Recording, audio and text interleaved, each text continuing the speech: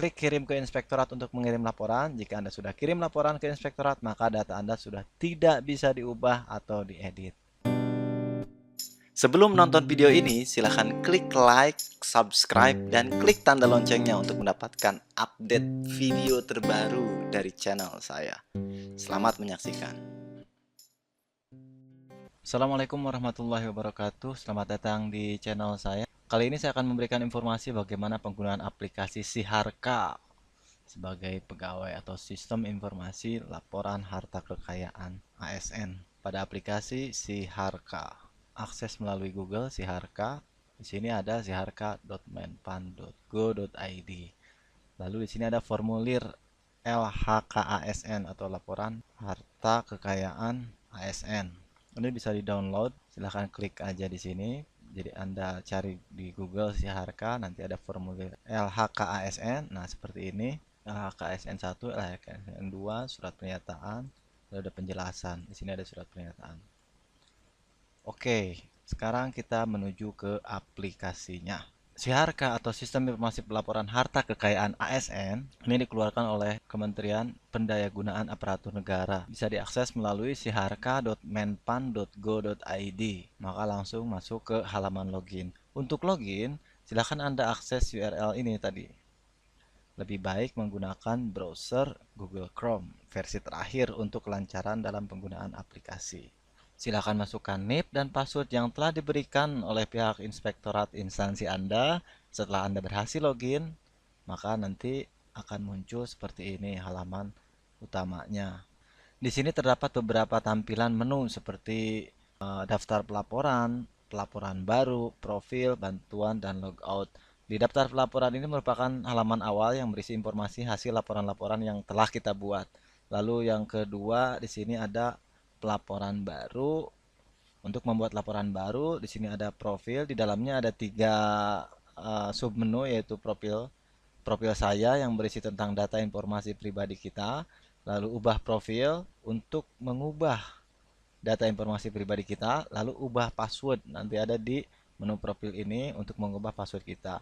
Lalu juga ada menu bantuan di sini. Di menu bantuan ini isinya ada panduan tentang penggunaan aplikasi Siharka. Lalu selanjutnya ada kirim pesan ke inspektorat. Ini merupakan fitur untuk mengirim pesan langsung ke inspektorat di instansi kita. Lalu yang terakhir ada logout untuk keluar. Nah, untuk pertama kali login diharapkan melengkapi data profil dan ubah password yang telah diberikan oleh inspektorat di instansi Anda. Silahkan di sini kan ada nih, klik di sini untuk mengubah password, maka nanti akan muncul profilnya itu seperti ini. Oke, di sini ada nama lengkap, gelar depan atau gelar belakang, email, instansi, unit kerja, jabatan, alamat, nomor telepon, ada password baru, ada konfirmasi password baru. Setelah selesai, maka diklik submit di sini untuk menyimpan gitu kan. Setelah itu, maka kita akan masuk ke profil. Nah, langkah selanjutnya kita akan masuk ke menu pelaporan baru untuk membuat laporan baru, ya kan. Tadi kan di sini ada menu pelaporan baru gitu. Diklik aja menu pelaporan baru. Nanti maka akan muncul seperti ini. Ada data pribadi yang berisi tentang data pribadi kita seperti ini. Lalu kita isi ini semuanya, data pribadi ini. Setelah selesai, lalu kita klik simpan. Jika berhasil simpan, maka akan muncul tampilan lanjutkan seperti ini nih, lanjutkan. Nanti akan muncul notifikasi sukses bahwa kita sudah sukses menyimpan, maka data kita sudah tersimpan di servernya Siharka. Setelah kita mengklik lanjutkan, maka menu 2 ada harta kekayaan. Tadi kan data pribadi, sekarang harta kekayaan. Harta kekayaan ini berisi tentang harta yang dimiliki oleh pegawai. Dari harta tidak bergerak, harta bergerak, surat berharga, uang tunai, deposito, tabungan, piutang, dan hutang. Dalam menu harta kekayaan ini ada beberapa submenu yang perlu diisi, yaitu harta tidak bergerak, harta bergerak, surat berharga, uang tunai, deposito yang tadi, piutang, dan hutang. Nah, bagaimana untuk mengisinya itu? Ya tinggal klik aja di sini ada button input baru, klik input baru. Maka nanti akan muncul seperti ini. Nah, pada jenis harta, diklik pilihan untuk memilih data harta tidak bergerak, yaitu tanah, bangunan, dan tanah dan bangunan.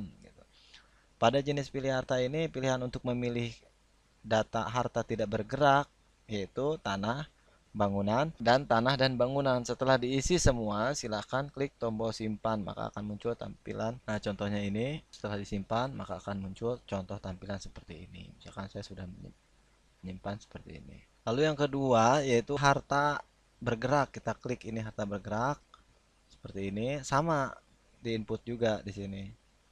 Silahkan di input, di situ ada ternakan, perikanan, perkebunan, pertanian, kehutanan, pertambangan, dan usaha lainnya. Di situ klik input baru untuk Anda melakukan input harta bergerak berupa alat transportasi, misalkan mobil, sepeda motor, mesin lainnya. Harta selain tanah dan bangunan seperti kendaraan bermotor, perabotan rumah tangga, perhiasan, dan lain-lain dengan nilai berupa harga perolehan atau harga tafsiran. Setelah itu klik tombol simpan. Nah, seperti ini. Oke, itu harta bergerak. Sama, ini juga sama, misalkan peternakan, silahkan di input baru dan silahkan Anda isikan. Ini juga sama, silahkan input baru, contoh Anda mempunyai logam mulia. Nah, lalu selanjutnya ada surat berharga. Nah, silahkan Anda klik input surat berharga untuk melakukan input harta surat bergerak Anda berupa surat berharga seperti saham, reksadana, dan sebagainya yang dinilai berdasarkan harga. Setelah itu klik tombol simpan. Nah, ini untuk harta kekayaan surat berharga. Ini akan dipilih uang tunai, deposito, giro, tabungan, falas, dan yang lainnya. Lalu selanjutnya ada uang tunai, deposito, tabungan. Tadi tambah sama input, silahkan dimasukkan banknya apa, nomor rekening, saldo saat ini. Seperti itu. Lalu selanjutnya ada piutang. Ya kan, ada piutang. Di sini ada piutang, cara input piutang. Di sini ada hubungan keluarga yang bersangkutan, istri atau suami atau anak atau lainnya, saldo saat pelaporan berapa diisi. Setelah itu input hutang yang terakhir. Klik input baru untuk Anda melakukan input harta hutang, barang atau uang yang harus dibayar di masa yang akan datang berdasarkan kesepakatan Anda. Dinilai sesuai dengan nilai yang tertera. Setelah itu klik tombol simpan. Seperti ini contohnya input hutang, maka di sini sudah tertera. Selanjutnya input penghasilan dari jabatan.